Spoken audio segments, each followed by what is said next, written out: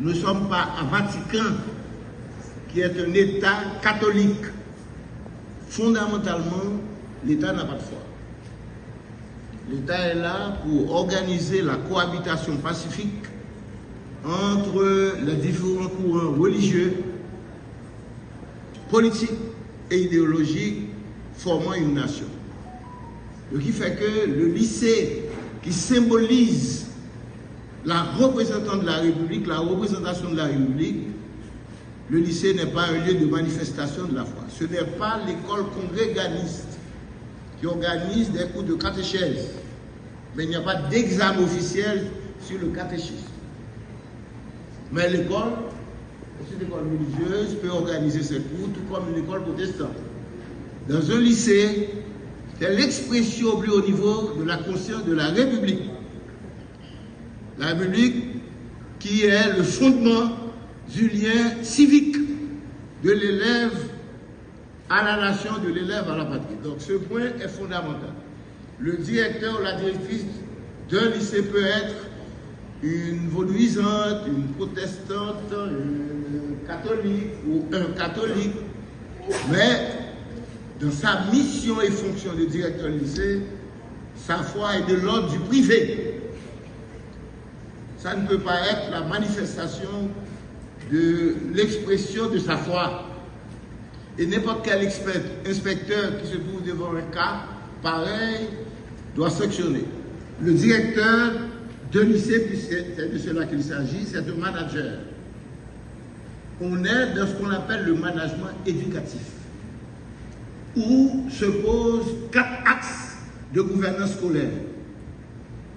D'abord, on parle de la gestion académique et pédagogique, l'univers scolaire, les cours, les programmes, la pédagogie, le savoir, les transmissions, les approches. Puis, on parle de la gestion des ressources humaines, les enseignants, l'administration, les élèves,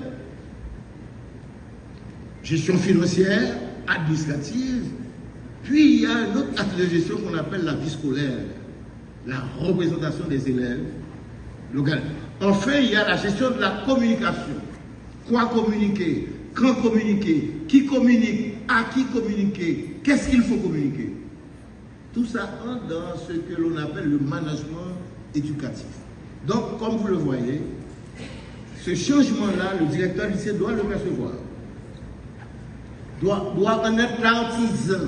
Mais pour que vous soyez cet artisan, il faut que vous-même, vous soyez instruit. Vous arrivez à comprendre ces bouleversements, tout ça. Puis, les élèves, avec le téléphone, on est dans ce qu'on appelle l'ère de la révolution cybernétique. La téléphonie mobile tend quelque part à remplacer le manuel. À ce niveau, l'enseignant doit changer, le directeur d'école doit changer d'approche.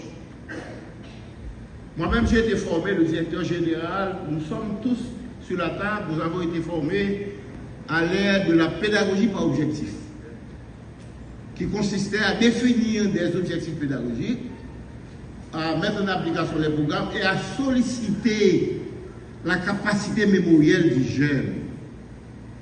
Ici, nous sortons de cette pédagogie par objectif, on est dans la pédagogie par compétence. Dans les évaluations, ce qu'on cherche à évoluer, ce n'est pas seulement la capacité mémorielle du jeune, mais son savoir, sa logique, son savoir-dire, son savoir-faire, son savoir-agir.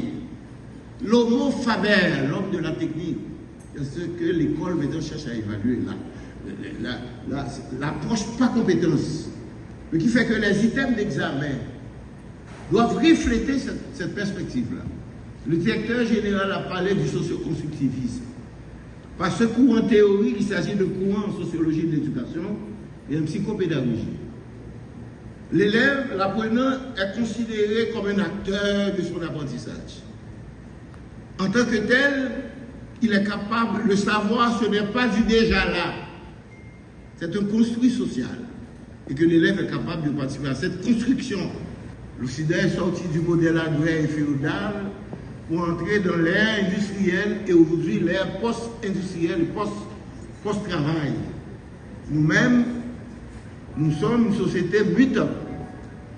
Nous sortons de l'ère agraire, parce qu'il y a 30-40 ans, on vivait exclusivement de la terre, avec une représentation, avec des métiers qui étaient valorisés, comme l'agronomie, le génie, la médecine et le droit. Là, maintenant, nous entrons dans quelque chose d'autre. Mais nous n'arrivons pas à nommer. Et dans cette mutation, l'école se trouve là-dedans. L'école haïtienne est une école mutante. Et généralement, l'école haïtienne repose sur deux piliers pédagogiques, remontant au XVIe siècle français. L'école de Rabelais, une tête bien pleine, et l'école de Montaigne, une tête bien faite.